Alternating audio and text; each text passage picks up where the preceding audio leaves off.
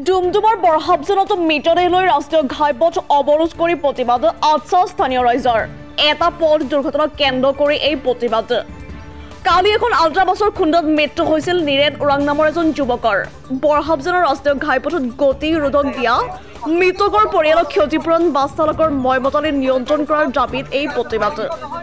কেইবা শতাধিক ৰাইজৰ ৰাষ্ট্ৰীয় ঘাইপথ অৱৰোধৰ ফলত বন্ধ হৈ পৰিছে যাতায়াত ডুমডুমাৰ পৰা সমীৰণ বাৰ ৰিপৰ্ট ইছা 24x7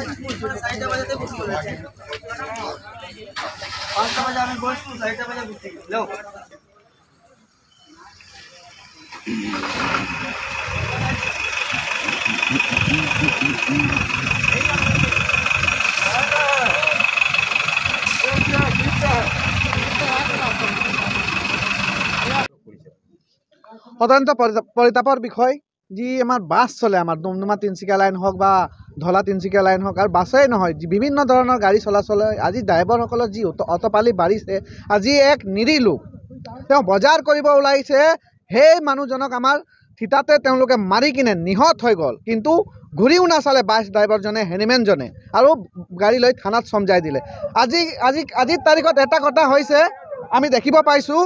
যে তেওঁলোকৰ যি পুলিচে মানে কি যিটো ট্ৰাফিক এক্ট আছে ট্ৰাফিক আইন আছে ট্ৰাফিক আইনৰ মতে যদি কোনোবাই যদি এক্সিডেণ্ট কৰে মৰি গ'লে সেইটো মানে ইঞ্চুৰেঞ্চ ক্লেইম কৰিব পাৰে আৰু জীৱন জ্যোতি যিটো মানে আঁচনি আছে তেওঁলোকক পইচা দি দিব মানে মানুহৰ জীৱনৰ একো মূল্য নাই বিশেষকৈ আমাৰ চাহ বাগিচাৰ লোকসকল তেওঁতো বাইকত নাছিলে তেওঁতো গাড়ীত নাছিলে তেওঁ ঘৰত বজাৰ কৰিব গৈছে কিন্তু তেওঁক মহতিয়াই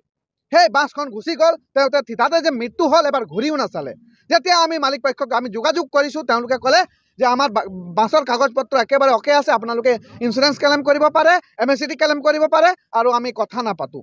ইমান মানে অটপালি বাঢ়ি গৈছে ড্ৰাইভাৰসকলে মদ খাই ইয়াত হেনিমেন ড্ৰাইভাৰে গাড়ী চলায় আমি দেখিব পাইছোঁ যে আমাৰ ডুমডুমা ট্ৰাফিক হওক তিনিচুকীয়া ট্ৰাফিক হওক য'তে যাওঁ আমাৰ বাইকক প্ৰথমে ধৰি যদি হেলমেট নাথাকে দুজন বহি থাকোঁ যদি এজনৰ হেলমেট নাথাকে বাইক ধৰি ৰখাই দিব এজন হাবেলদাৰেও চাবি কৰি কাঢ়ি কিনে লৈ যায় যাৰ মানে অথৰিটিয়েই নাই অধিকাৰেই নাই কিন্তু বাছ ড্ৰাইভাৰ হওক ডাঙৰ ডাঙৰ গাড়ী চালকৰ ক্ষেত্ৰত সেইবোৰ কিন্তু আমি দেখা নাপাওঁ আৰু তাৰ গাফিলতিৰ কাৰণে সেইবোৰৰ গাফিলতিৰ কাৰণে এজন আমাৰ নীৰেণ ওৰাং বুলি ভাইটি এজন আজি প্ৰাণ হেৰুৱাবলগীয়া হ'ল তাৰ কণ তিনিটা ল'ৰা ছোৱালী আছে তেওঁৰ সহধৰ্মিনী আছে তেওঁ একমাত্ৰ জীৱিকাৰ উপায় আছিল ঘৰত কিন্তু আজি তেওঁ প্ৰাণ হেৰালে তাৰ পৰিয়ালক কোনে পোহপাল দিব সেইবোৰ ক্ষেত্ৰত একো মানে আমি এটা সঁহাৰি নাপালোঁ বাছ ড্ৰাইভাৰৰ ওপৰত আপোনালোকে কি বিচাৰিছে আমি বিচাৰিছোঁ যে প্ৰথম কথা আমাৰ স্কুল এৰিয়া হয় ইয়াত স্পীড ব্ৰেকাৰ হ'ব লাগিব সেই বাছ ড্ৰাইভাৰ অটপালি নচলিব যিমান লিমিট থাকে সেই লিমিটত চলিব আৰু য'তে ত'তে বাছ নৰখাব আপোনালোকে গম পায় এক মাহো নাই হোৱা আমাৰ হানচৰা কালী মন্দিৰ ওচৰত এজন বাছ ৰখাৰ কাৰণে এজন বাইক তলত সোমাই গ'ল বাছ ড্ৰাইভাৰসকলৰ ইমান অটপালি যে তেওঁলোকে যে চাইকেল গাড়ী অলপো মানে চাইকেল চলা হওক বাইক চলা তেওঁলোকক ভ্ৰক্ষেপেই নকৰে সেই ক্ষেত্ৰত আমি ট্ৰাফিকক আমি আহ্বান জনাইছোঁ যে ট্ৰাফিকে যেনেধৰণে হেলমেট নাথাকিলে ধৰে তেনেধৰণে প্ৰত্যেক